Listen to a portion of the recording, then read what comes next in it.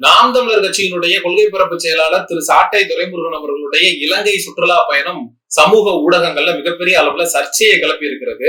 தொடர்ந்து பால்டப்பா பாரிசாலன் மறைமுகமாக சாட்டை துரைமுருகன் அவர்களுடைய இலங்கை பயணத்தை விமர்சிச்சுக்கிட்டு இருந்த நபரு இன்னைக்கு அவருடைய வள்ளல் மீடியாவுல சாட்டை துரைமுருகன் இலங்கையில இருக்கிற மாதிரியான புகைப்படத்தை போட்டு சாட்டை துரைமுருகன் அவர்களை நேரடியாக விமர்சனம் பண்ணியிருக்காரு. அதற்கு தக்க செருப்படி கொடுக்கக்கூடிய காணொலியாக இது அமையும். தொடர்ந்து இந்த பால்டப்பா பாரிசாலன் சாட்டை துரைமுருகனுக்கு எதிராக வன்ம போக்க கையில் எடுப்பதற்கான காரணம் என்ன என்கிற ஏகப்பட்ட சந்தேகத்தை நமக்கு எழுப்பி இருக்கிறது. ஏன்னா இந்த பால்டப்பா பாரிசாலன் சாட்டை துரைமுருகனுக்கு எதிராக அவதூறு பரப்புறது அப்படிங்கிறது புதுசு இல்ல. தொடர்ந்து வன்ம கருத்துக்களை பதிவு பண்ணிட்டே இருக்காரு. இதுக்கு முன்னாடி சாட்டை துரைமுருகன் அவர்கள் ஹைதராபாத்ல அதுவும் ஒரு பெண்ணோடு முகமூடி போட்டுக்கொண்டு சாட்டை துரைமுருகனும் அந்த பெண்ணும் ஒருவரை ஒருவர் பார்த்து கொண்டு சிரித்து கொண்டு திரையரங்குல சாட்டை துரைமுருகன் அவர்கள் ஒரு பெண்ணோடு ஹைதராபாத்ல உல்லாசமாக இருந்தார் அப்படின்னு டீட்டெயிலா பின் பாயிண்ட் பண்ணி இந்த அளவுக்கு டீட்டெயிலா பால்டப்பா பாரிசாலனுக்கு இந்த தகவல் எங்க இருந்து கிடைக்குது? நீ தகவலை சேகரிச்சு இந்த மாதிரி சாட்டை துரைமுருகனுக்கு எதிராக அவதூறு பரப்புறியா, வன்மத்தை கேட்கறியா?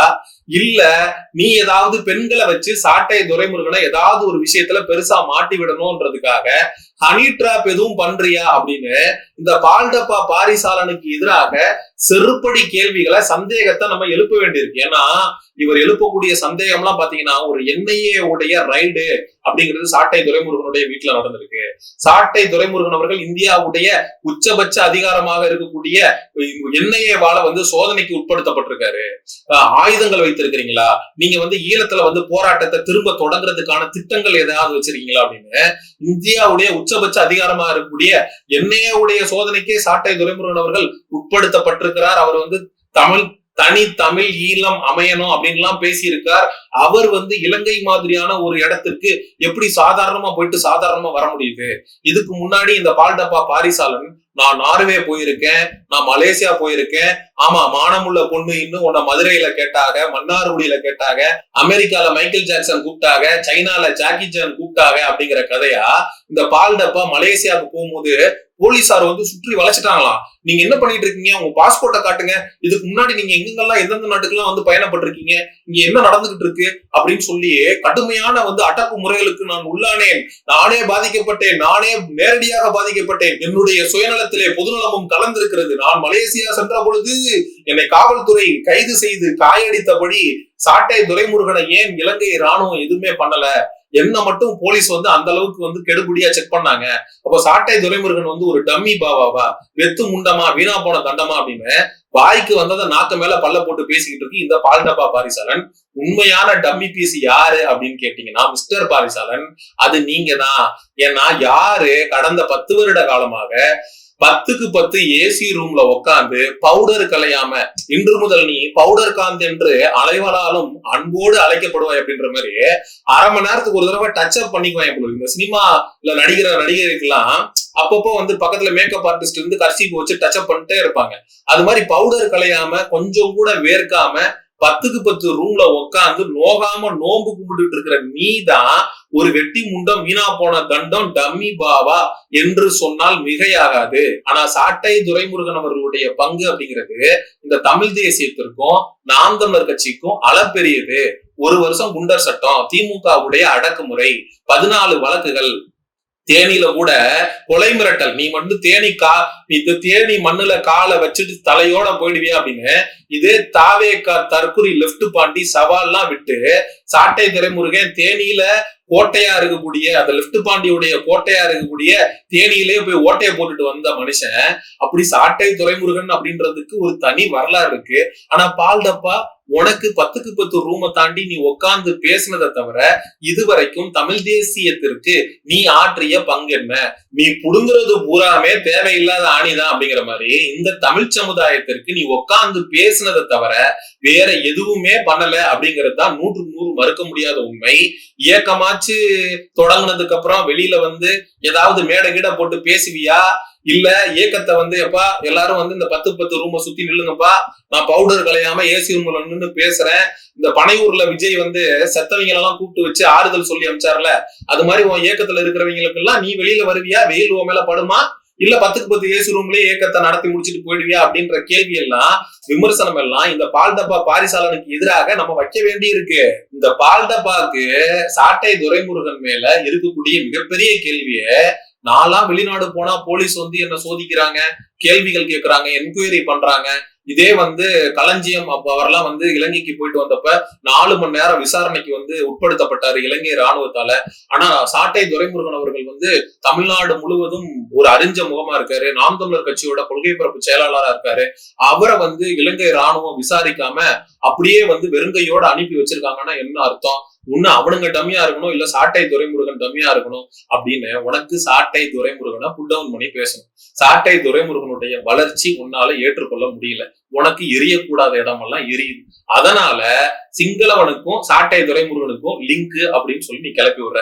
உன்கிட்ட இருக்கக்கூடிய ஆதாரம் என்னடா ஆதாரம் வச்சிருக்கேன்னு கேட்டா, இந்த போட்டோ இருக்குல்ல, மொட்டமாடி பஸ்ல நின்று சாட்டை துரைமுருகன் அவர்கள் அந்த கிங்ஸ்பெரி ஹோட்டலுக்கு வெளியில நின்று எடுத்த போட்டோ இருக்குல்ல. நம்ம இந்த பால்டப்பா பாரிசாலனை பார்த்து கேட்கக்கூடிய கேள்வி என்னன்னா, சாட்டை துரைமுருகன் இன்ஸ்டாகிராம்ல எடுத்து போட்ட போட்டோவை தவிர அங்க அவர் யாராவது ஒரு சிங்களவனை சந்திச்சு போட்டோ எடுத்த மாதிரியோ உரையாடல்களை நிகழ்த்துற மாதிரியோ ஏதாவது ஒரு ஆதாரம் உன்கிட்ட இருக்கா? எதை வச்சு சாட்டை துரைமுருகன் தமிழ்நாட்டுல இருக்கிற எல்லா தகவலையும் கொண்டு போய் சிங்கள ராணுவத்துக்கிட்ட சிங்கள அரசாங்கத்திட்ட கொடுத்துட்டு வர்றாரு அப்படின்னு ஆதாரம் இல்லாத குற்றச்சாட்டுகளை வைக்கிற? தொடர்ந்து ஒரு குரூப் இருக்கிறானுங்க, ஆதாரம் இல்லாத குற்றச்சாட்டை நாம் தமிழர் கட்சிக்கு எதிராக பரப்புறதையே ஒரு முழு நேர வேலையா வச்சிருக்கிறானுங்க. இதே மாதிரிதான் தம்பி அட்வொகேட் நெல்சன் ஒருத்தர் இருக்கான். அவன் சீமானவர்கள் திமுக கிட்ட இருந்து 500 கோடி வாங்கிட்டாரு, சாட்டை துரைமுருகன் 2 கோடி வாங்கிட்டாருன்னு ஆதாரம் இல்லாத குற்றச்சாட்டை முன் வச்சான். சாட்டை துரைமுருகன் அவர்கள் அதுக்கு தக்க செருப்படி கொடுக்குற மாதிரி, ஒரு அப்பனுக்கும் ஆத்தாளுக்கும் பிறந்திருக்க நீ அப்படின்னா நான் காசு வாங்கினதுக்கான அண்ணன் சீமானவர்கள் 500 கோடி வாங்கினதுக்கான ஆதாரத்தை வெளியிடு அப்படின்னு சொல்லி சாட்டை துரைமுருகன் ஒரு சேலஞ்ச் ஒன்று இருந்தாரு.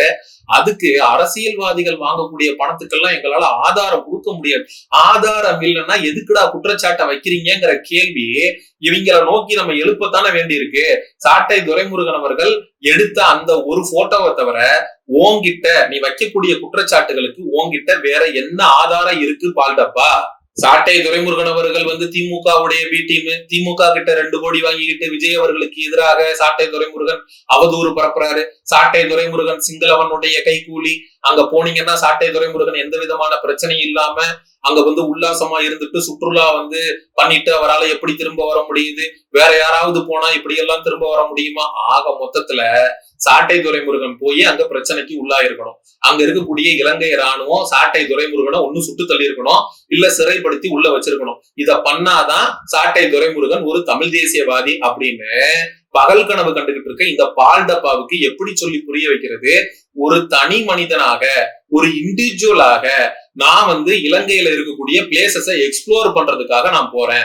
கிட்டத்தட்ட 2 மாசம் வெயில்ல இதே சாட்டை துரைமுருகன் அவர்களுக்கு சீமானவர்களால கொடுக்கப்பட்ட பணி என்னன்னா, தமிழ்நாடு முழுவதும் இருக்கக்கூடிய நாம் தமிழர் கட்சியுடைய வேட்பாளர்களை ஆதரிச்சு பிரச்சாரம் பண்ணணும். வெயில்லையும் இதுலயும் கடந்து கஷ்டப்பட்டு ஓய்வு வேணும்னு ஒருத்தன் பக்கத்துல இருக்கிற கண்ட்ரி ஸ்ரீலங்காங்கிறது பக்கத்துல இருக்கு. சோ அவங்களுக்கு பிளைட் டிக்கெட்ல இருந்து எல்லாமே அக்சசிபிளா இருந்திருக்கும், கம்மியான ரேட்டுக்கு கிடைச்சிருக்கும். சோ காசும் கம்மியா செலவு பண்ண மாதிரி ஆச்சு, ஒரு சுற்றுலாவும் போயிட்டு வந்த மாதிரி ஆச்சு. அப்படின்ற ஒரு பர்சனல் வெக்கேஷனை எந்த அளவுக்கு வன்மத்தோட தமிழ் தேசியத்துக்கு எதிரான நபர் சாட்டை துரைமுருகன் அப்படின்னு இந்த பால்டப்பா கட்டமைக்கிறது நமக்கு தெரியாது அப்படின்னு பூனை கண்ணை மூடிக்கிட்டா பூலோகம் இருண்டாது மிஸ்டர் பால்டப்பா. தொடர்ந்து சாட்டை துரைமுருகன் அவர்கள் ஒரு பெண்ணோடு திரையரங்குல உல்லாசமா இருந்தாரு, சாட்டை துரைமுருகன் சிங்கள கைகூலி அப்படின்லாம் நீ பேசும்போது உண்மையிலேயே சாட்டை துரைமுருகனை ஏதோ ஹனி டிராப் எதுவும் பண்றியா, பின்னாடி ஆளுகள் விட்டு ஃபாலோ பண்றியா, நாளைக்கு சாட்டை துரைமுருகனுக்கு ஏதாவது ஒண்ணு ஆச்சுன்னா அதுக்கு நீதான் காரணமா அப்படிங்கிற சந்தேகத்தெல்லாம் இந்த பால்டப்பாக்கு எதிராக நம்மளால எழுப்பாம இருக்க முடியல. நாம் தமிழர் கட்சி தம்பிகள் இந்த காணொலிய அவசியம் பால்டப்பாவுடைய கண்ணில் படும் வரை பகிருங்க. சமூக நிகழ்வு அரசியல் சார்ந்த பதிவுகளுக்கு சயோனிசம் சேனலை சப்ஸ்கிரைப் பண்ணுங்க. அடுத்த ஒரு காணொலி பதிவில் சந்திப்போம். நன்றி, வணக்கம்.